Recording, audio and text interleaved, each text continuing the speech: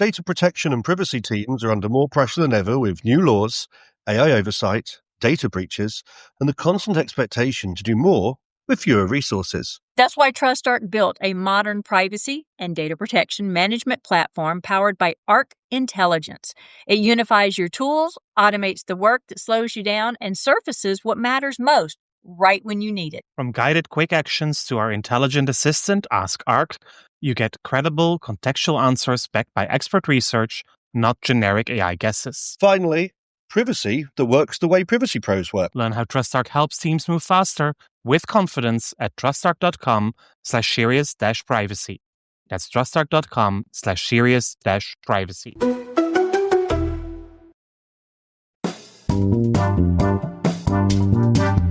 This is Serious Privacy by TrustArc. Here are your hosts, Paul Breitbart and Kay Royal. With one co-host based in the United States and the other in Europe, it is no surprise that the focus of our conversations often is the transatlantic relationship. But of course, data protection goes beyond the European Union and the United States.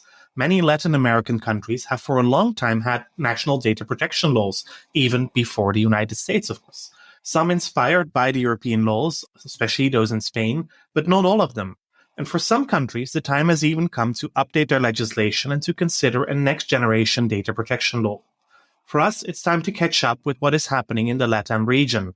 And who better to talk to than José Bermúdez Durana, the inaugural Data Protection Commissioner in Colombia and a longtime data protection advocate. José was a member of the governmental commission appointed to draft the Colombian data protection law and its secondary regulations, a member of the Colombian OECD accession mission for privacy in the digital economy, and he also served as a member of the executive committee of the Ibero-American Network of Data Protection. José, welcome on the show. As always, my name is Paul Breitbart. And I'm Kay Royal, and welcome to Serious Privacy. So, José, I hope you're ready for the unexpected question. I guess I'm not, but it's great to be here and bring it on. Okay, when was the last time you went swimming? The last time I went swimming, let me think. I guess that was in the Holy Week here. We had made a very nice trip to the Caribbean coast. Cool. Had a great drive with the kids and the family and went to a beautiful beach. And that was the last very good swim that I had. Oh, that sounds amazing. It was. It's a great place. Oh, Paul, you got just as good of a location? Well, my last time swimming was actually in Greece over the summer. And during the epic Interrail tour, when we were in Thessaloniki, we spent the morning at an illegal beach. We were told we were not supposed to swim in the port of Thessaloniki. But when we walked along the coast, it was beautiful weather. I mean, we'd been suffering over 35 degrees Celsius for 10 days by then already. And we finally saw water, so we thought we want to swim. And we walked along the port, and there was this beach where all the locals were swimming and having their morning coffee and their morning chats in the water. And there was a sweet water shower on the quay as well. So we thought, well, if the locals can do it here, then we can too. So that was the last swim. You didn't get in trouble. We did not get in trouble. Okay. Maybe we will now if the Greek police are listening to this. Oh, I love both of your stories. They're so much sexier and more fabulous, and they picture so cynically. Oh, no, I'm not very sexy in swim trunks. Sorry.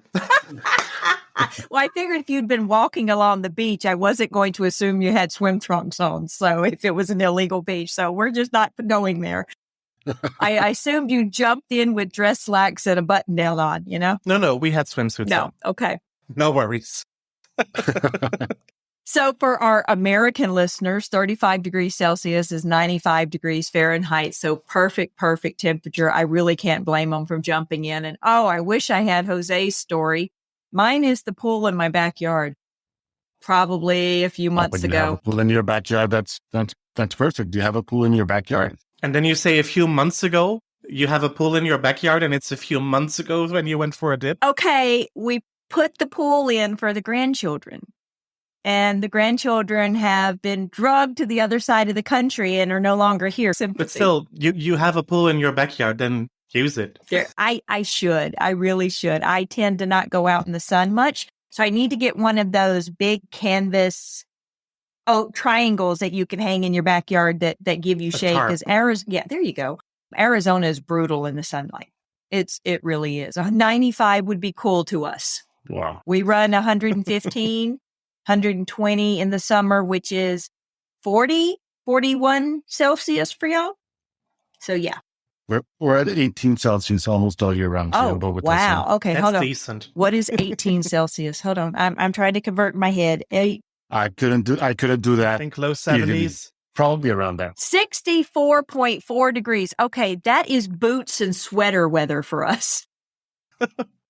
Nope, short and a t-shirt. Exactly. Oh my gosh, that's crazy. Okay, well, let's get started. We don't have a set agenda other than happenings in South America. We love it. I'll start off by saying someone I consider a good friend, absolutely adore her, is from Colombia. And we've had her on the podcast before, Victoria Beckman. She is now an attorney for cyber crimes here for Microsoft. She is a fantastic attorney. I like her very much, and she's a very good privacy professional, very active in the field. So yes. Yeah, her dream was to be a public Perfect. defender. So that's what she started doing straight out of law school. She was one of my law students. And then she got married and moved and wound up in privacy. And when I saw her at one of my events, I'm like, what the heck? What are you doing in my field? It was wonderful. It was awesome. And now the student has far surpassed the teacher. Let's just be honest. She is, I knew her when. She's a great professional, She is. All right. A lot of respect for her. Paul, Yes. you got a topic for us to kick off with? Well, I'm just looking at the list of countries that I'd like to discuss, but maybe since we are already on Colombia, and that's the country that Jose knows best, Let's start there. what's happening there? So we're, as you probably know, we're in the middle of a government change that happened roughly a month ago. So there's still not a head of the agency appointed yet. Okay. Still temporary head, which is in charge of the agency, and someone should be appointed in the next few weeks. We're all expecting to see what changes that brings, if there's a change in perspective, if there's a change in enforcement priorities, if there's any kind of interest in moving any legislation changes, which I mean, the Colombian data protection law dates back to 2012, and it's a hard law. It's very strict in some things. It has lots of restrictions, and I guess a lot of the conversation will be around if there's going to be any interest in moving changes in Congress, or if there's going to be any changes or different approaches in the enforcement priorities at the agency. I mean, Colombian agency has been very busy. It's been one of the agencies in Latin America that's been mostly focused on doing effective enforcement. Mm-hmm. And you see the news all the time. Companies are always on top of what the superintendent is doing in terms of investigations. And also taking very much an accountability approach. Yeah. I think you introduced that today at the time. Yes, and taking an accountability approach, but that was not included in the original draft of the legislation. It was introduced in the secondary regulations, but it's taken a lot of momentum.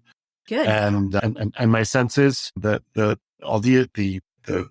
previous administration really gave a lot of focus to making that accountability approach, and that was the words of the commissioner in the previous administration, making the accountability principle and regulations not just a rhetorical approach, but a practical approach, and having effective measures that can be measured and that can be proven and that can be demonstrated to the authorities. I think there's lots of interesting resolutions and results in those investigations that the company has started to take very seriously and build privacy programs on and around those decisions of it. So we'll see what happens. I mean, it's always lots of expectations for us down here to see how that new administration is going to maintain all the good work that has been done by the agency, and what's going to be the priority, what's going to be the engagement internationally, what's going to be the guidance around certain topics that are still not very clear. And I guess we'll just see it. We're all very keen and with our eyes open to see what's going to happen. Are there any particular things where you think that they are due for an update? I mean, Colombian legislation has some complicated provisions or regulations. For example, the fact that we only have consent as a legal basis to process. And it's only consent with a few exceptions, which are almost not workable. And that introduces a lot of difficulties, not only for companies, but a lot of different difficulties for data subjects. Because when the only legal basis to process is consent, then that consent is not meaningful. It's just a formalistic approach to consent. So we need to see if that's something that's going to be taken into account. That would be a huge thing to work toward in a new proposal. I would say that that's one of the big topics. I personally, I'd love to see some more clarifications on incident response. That's a subject that's always on the top of mind of companies doing business in Colombia is the fact that there's no thresholds on when to report an incident. Every incident has to be reported. That introduces a lot of reports that are not really needed for the authority. It doesn't let them focus on enforcement that's tactical, that's strategic. Yeah. And I guess that would be another area which would be interesting to see something more. Yeah, having lots of reports of I sent the wrong email, so it impacts one person is really difficult to hear the real ones through a lot of the noise. Not that it's not that important to that one person, that you can equally take care of it with that one person rather than flooding the regulator with so many reports. I absolutely agree. And there's a lot of investigations and proceedings that are opened just on the fact that there's no threshold on what to report. And I guess that would be a much needed clarification. And it would let the regulator and the authority focus on the real problems and not just looking at everything, which doesn't make much sense. So do you think that the motions we see in some of the other Latin American countries may also serve as an inspiration for Colombia? I mean, Argentina is having this big debate right now on potentially overhauling the law. I know that Chile is also discussing changes to the legislation. I think there are others. Will this have a domino effect across the continent? Well, I guess I would say yes. And the other thing I would point out is the fact that Latin America has a strong community of privacy authorities and privacy practitioners. And lots of that comes from the Ibero-American Network of Data Protection Authorities, which is the Red Iberoamericana de Protección de Datos, which has done a great job in bringing together authorities and data protection authorities and community into thinking what the future of privacy in Latin America has been. And back in 2017, the network put forward their standards on the privacy standards, which is a document that was adopted in Chile in 2017, which has a lot of interesting both principles and approaches on what should be ideally some of those key concepts for countries that want to either bring forward a new legislation or update their data protection laws. And I guess we're seeing part of a wave of that, an effect of those privacy standards that have been very much taken into account. Nice. And they introduce a lot of concepts which are relatively common nowadays, but they're not in some of Latin America's legislation. Just having a risk approach, privacy by design, privacy impact assessments, which were not, for example, in the Colombian law to start, which is a 2012 law. And so we're seeing a wave of new legislation. Of course, we have Brazil back in 2020 with their LGBT. We're seeing the Argentinian project, which formally introduces, for example, the accountability principle within the project and specific duties to the data controller as to how they should move forward in implementing a privacy program. And my sense is some of those countries can also benefit from that network, from that input, and work in a manner that they can update or their privacy legislation in a way that makes sense and makes enforcement meaningful, data flows possible in a reasonable way, which is also the idea with data protection laws, right? Not having adequate flows of information in a responsible way. Well, y'all are definitely cooperating a lot more than North America is. I mean, I don't think Canada, the US, and Mexico give a crap what each other's doing. But you have an agreement. You have USMECA, as Constantine calls it.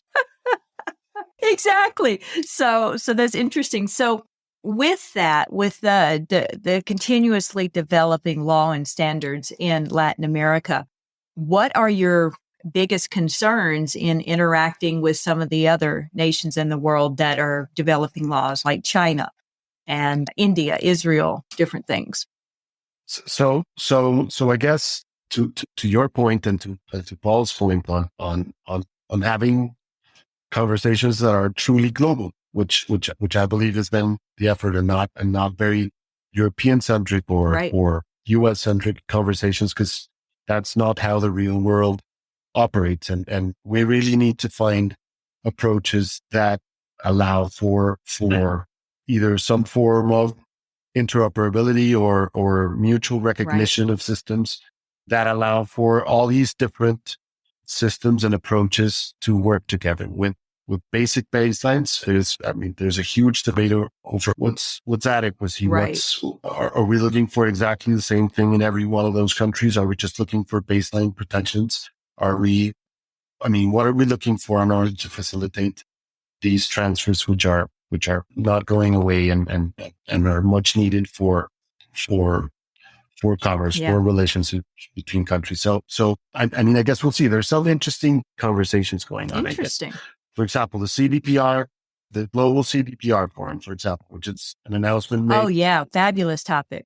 Just recently, fabulous topic, and it opens a door for countries, for example, which are not APIC economies, to join a system which can work in that sense. We'll see how that goes. We'll see how it moves forward. What the actual interests of those countries or economies that are not part of APIC but want to somehow find a way to join forces in an interoperable system that recognizes baseline protections. I guess that's going to be a very interesting conversation in the future. And I'm sure some Latin American countries are probably going to jump on board and start looking at those opportunities. I love that. One of the calls that Ibero-American network of data protection authorities had, and they put out their strategic, I'm not sure how it's titled, but a strategic plan for 2021 to 2025. One of the things is how to reach out to other networks, other systems, Asia Pacific Privacy Authorities Forum, for example, and see if there's things to work in that scenario. Just more cooperation between authorities in investigations against or with companies that are multinational companies, which have impact in different Latin American countries. So I guess there's a feeling that there's a need to explore outside those small regions, small countries, and then just try to find a way to make it work in a more global environment. But we'll see how that goes. I like that perspective. Does that also mean that Europe is becoming less important for the region and maybe also less of an example to live up to?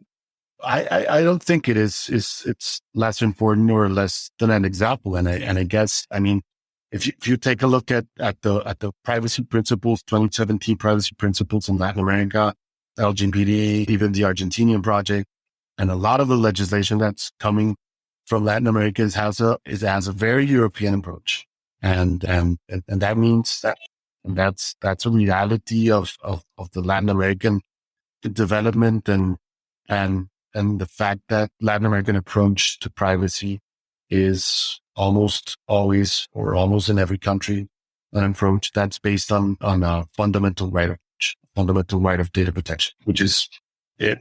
It's the same baseline principle that inspires GDPR and European legislation on the subject. So that gives it an affinity with the European approach, which is something that's, it's happening ever since Latin American developed their first laws. Colombia, we have it as a fundamental right since the 1991 Constitution, as it should be.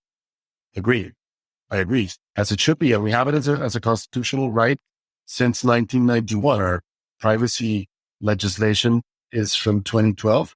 but judges in Colombia have been enforcing it through judicial action since 1992, when we had the first decision by the Constitutional Court on privacy based on that approach. Well, the U.S. kind of thought we had that too until recently. So right, we're going to leave that one alone. That's a thorny that's a thorny subject, and yes. Let's stay focused on Latin America today. So, Jose, for those who haven't followed it, can you talk a bit more about the Argentinian process? Because I think it's pretty remarkable what's going on there. Well, I mean, I'm not an expert on the Argentinian process, but I know there's been a lot of interest. I know there's been public consultation. They brought together a group of experts. They have invited private sector, academics, civil society to join the process. Of course, Argentina is one of the countries in Latin America that has an adequacy decision by the EU. And that had been a long conversation, that the need to overhaul and give more enforcement powers to the agency in Argentina was a conversation that took place almost at every international conference. It was always the fact that we have a great law, one of the first ones in Latin America, but we don't have enough enforcement powers, and we need to really do an overhaul of this.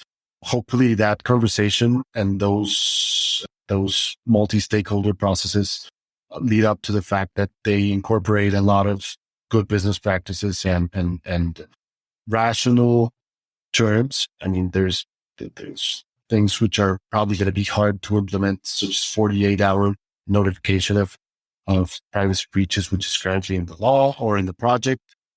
Some of those things are not workable in practice, so it's good to have guidance or real interpretation as to what's the idea behind those hard notification and standards. But I guess it has interesting issues which will be very beneficial for the Argentinian privacy community, such as some full front implementation of the accountability principle there. Nice. Yeah, I like it the way the whole process is set up, that it is so open that everybody can contribute, and that, of course, I'm not boots on the ground, so maybe my impression is just from privacy bubble, but it seems to be that they try to have a national debate on what the data protection law should be like. Yeah. And I'm not sure whether they are successful. I mean, Argentina is, of course, a pretty big country, but the intention is at least very positive, and maybe while doing that, it will also help to raise some awareness on the fundamental right to privacy and data protection. Right. I know whenever I give a global presentation on the state of privacy or data protection law, I always try to bring in the South American laws, Latin American laws, and enforcement activity, and it always surprises people. I don't know why people look at Latin America as a surprise that they have privacy or data protection law. It's kind of like maybe a sleeper show like NCIS was. It's huge. It's a lot of activity there. People need to be paying attention.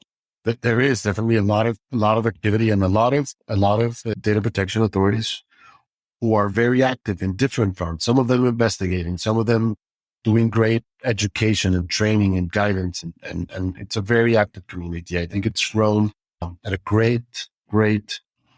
Mm-hmm. There's a lot of privacy professionals, very good privacy professionals coming out of the region, and some of them practicing in Latin America, some of them practicing abroad. And I would say also a lot of Latin American companies that have multinational, multi-Latin companies operating across the region, and then they have to work out with all these different legislations and see, okay, how are we going to work in Colombia? It's only consent-based. How are we going to work with this country that has this very short notification period? How are we working with those? So it really needs, some of the problems you see around the world, they're replicated in Latin America. Absolutely. So what is missing? Adequacy decision. Well, adequacy. I mean, the Colombian adequacy. I mean, the letters and communications for starting to work on a Colombian adequacy were. I mean, I remember seeing those when I was back at the agency in 2012. So yeah, 2022 now? It is, yeah. So 10, is it 10 years? It's 10 years already. And The last two don't count. They weren't normal. Or it's only 8 years. no, yeah. but it's true. I mean, back in, 2019, when the European Commission presented their paper on the future of global data flows, they already said that Latin America would become a priority for adequacy decisions. And we have since seen the United Kingdom, we've seen Japan and South Korea, and now it's gone quiet again.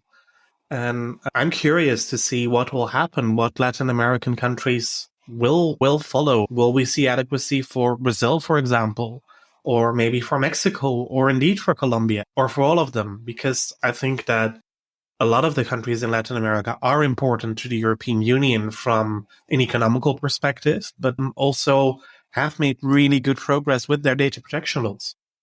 That's true. How is so the fly in the ointment lately with Europe apparently seems to be government surveillance. How does that work out there? Well, that's a good question. And for example, you saw that Cuba recently approved a data protection law. Did you see that? Yep, I did see that.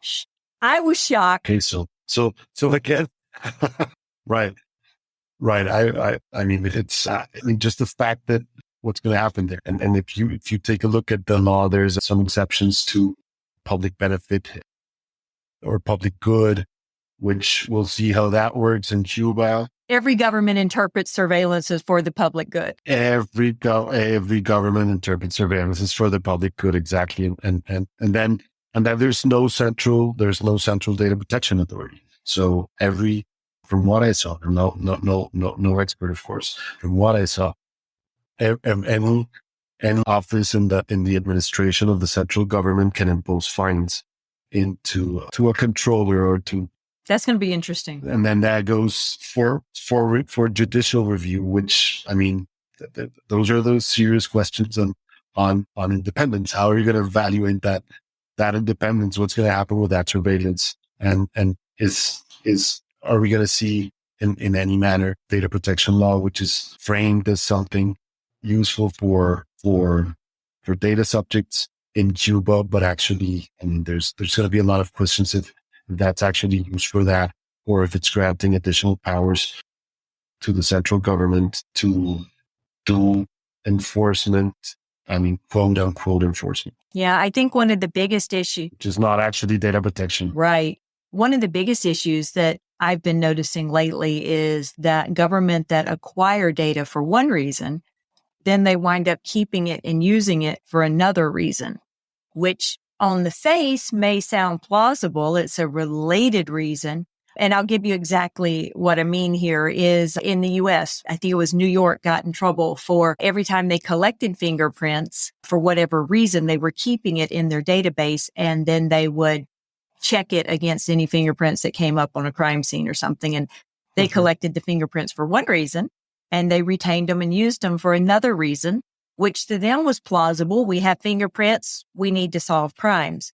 But no, that's not permitted. So that's one of the things I've noticed kind of globally, especially with government activity, is collecting data for one reason and then using it for another. Seems to be a problem. Right. And plus that, not every data protection authority in Latin America has oversight on the government and on official agencies. And that's the case, for example, in Colombia. There's a separate agency tasked with investigations on the public sector, and we're yet to see any substantial investigation made by that other agency. So there's a lot of enforcement on private companies, on private sector, but we're yet to see it.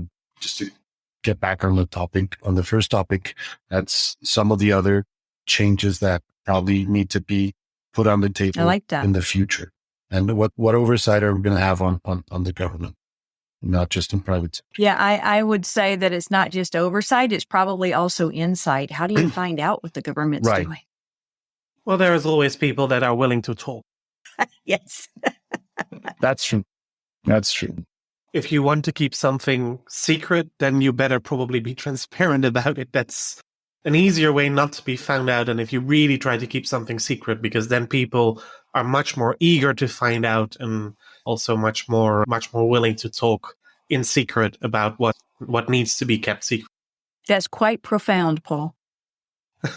It's true. I've seen it hiding in plain sight. If you want to keep it secret, tell the world. Nobody will pay attention. Hiding in plain sight. Absolutely. Maybe I've read too many spy novels. Could be. So I think, Paul, correct me if I'm wrong on our time, but I think we're coming close to essentially our 30-minute mark. Yeah, we do, but there is one more thing that I would really like to know, and that is, José, you've probably read them all, but what is the Latin American data protection law you like best? Ooh. Oh, that's an interesting question. What's the gold standard in Latin America for you? I would say the Ibero-American standards. It's not a law, but it's the 2017 Ibero-American standard. Nice. Very nice. Does that work? Yes, I think it does. Sure, it works. Can you pass that one? Yeah, we don't want to upset. You're afraid to give your own answers, obviously. No, I think that does work. And then we don't upset any specific countries, right? It's no diplomatic incidents. I like that. But it's also something for all of the region to aspire to ensure that all of those standards are well implemented. And I assume those standards will have a bit of an echo of the Madrid standards from 2009 adopted by the International Conference. Yes. No surprise that Spain is involved again, I would say. But it's great that those standards are actually out there. Oh, Yeah. There was one other thing that Yes. was on my mind during our conversation before. What about Convention 108? The Council of Europe Convention? We know that some of the Latin American countries have become observers, are considering ratification of 108 plus. Is that a debate that you hear ongoing in many countries? It's a debate in some countries. We haven't heard it recently in Colombia, but it's been ongoing in several countries. I know the Ibero-American network has included a reference to the fact that they should be having closer conversations with Convention 108 and that's included in the 2021-2025 strategic plan. There's some conversations, not a huge topic, I would say. Not right now. We'll see what happens moving forward. I like it. So I want to end on anything that you might have wanted to share that we haven't touched on. So when we invited you to come on the show, was there something you're like, oh yes, I want to talk about blank? I mean, I think we covered all the. I mean, some of the interesting things happening in Latin America. No, I think no, I don't have any. We've got it all. Good. I think I'm not sure all, but we have plenty. Very good. And of course, to be continued with more developments. Then we can always do a follow-up session. Yeah. We can do another conversation, of course. Yes, because we've not had very many speakers on Latin American law over our podcast seasons. We always try to make sure we have someone, but I think it deserves more attention than what we have had because it is a fast growing area of privacy law. And I think people need to be able to make sure that they know what's going on and they are aware that this is a fast growing body of law. I agree. We need to do some scouting and get and send names over your way and have Absolutely. Serious Privacy. Latin America. Absolutely. They're always welcome. On that note, we'll wrap up another episode of Serious Privacy. Thank you for joining us again. And if you like the episodes, do tell your friends and colleagues about us. Like us, review us on your favorite podcast app or platform. If you want to follow us, join the conversation on LinkedIn. Just look for Serious Privacy. Follow us on Twitter at Podcast Privacy. Kay is on Twitter as Heart of Privacy. And I'm at HeroPaulB. Until next week, goodbye. Bye, y'all. That was Serious Privacy.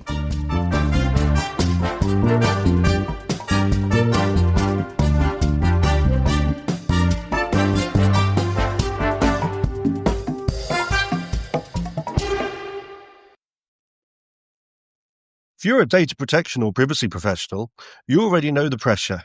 Non-stop regulatory change, AI oversight, internal demands, and the expectation to somehow stay ahead of it all. And the old patchwork of tools just isn't cutting it anymore. No. That's why TrustArc created a modern privacy management platform powered by Arc Intelligence. The TrustArc platform brings your workflows, evidence, research, tasks, and applications all together in one unified and intelligent workspace so you don't waste time digging, clicking, or context switching. With Ask Arc, your privacy assistant, you can ask plain language questions about laws, jurisdictions, or even your own program data and get credible, cited answers based on NIMBY research and more than 1,000 global laws. It's explainable, transparent, and purpose-built for data protection and privacy. So if you need to add a vendor, create a cookie banner, or start an assessment, quick actions take formally complex tasks, turn them into bite-sized guided workflows to save you time. It's a platform that thinks like you, works like you, and helps you move faster with confidence, whether you're a seasoned DPO or you're just getting started. See how modern privacy gets done. Explore Arc at trustarc.com/serious-privacy. That's trustarc.com/serious-privacy.